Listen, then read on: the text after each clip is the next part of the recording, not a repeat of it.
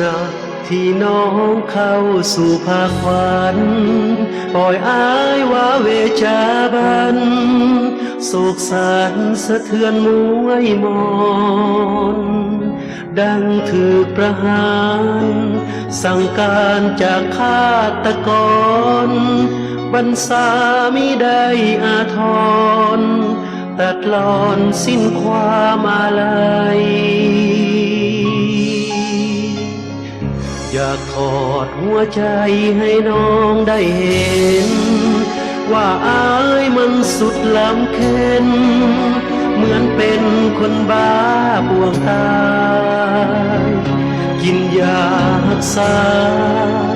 ก็บ่ปลดปล่อยป่วยได้ผิดหักปักจิตฝังใจวอดวายคงตายแน่นอนลืมคงลืมบ่ลงลืมคงลืมบ่ลงมันเป็นความโศกเศร้าอย่างมหันต์ฟ้าสาบแสงลงคันกับภาพวิญญาณหลอกหลอนมันสับมันต่อบีจากยิ่งใจบอนหน้ากากสวมลิ้นละครโยกย้อนเป็นผิดฝังใจ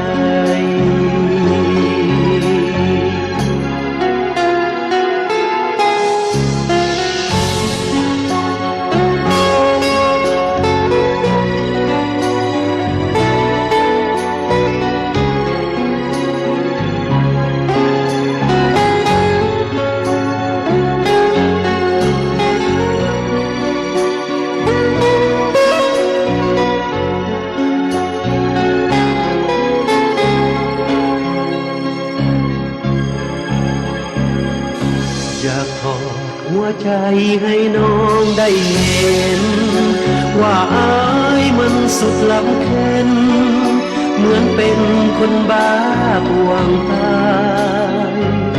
กินยารักษาพ่อบอกปลดปล่อยป่วยได้ผิดหักปักจิตฝังใจวอดวายคงตายแน่นอนลืมคงลืมบ่ลงลืมคงลืมบ่ลงมันเป็นความโศกเศร้าอย่างมหันต์ฟ้าสาบแสงลงคันกับภาพวิญญาณหลอกหลอนมันสับมันต่อบีจากยิ่งใจบอนหน้ากากสวมลิ้นละครโยกย้อ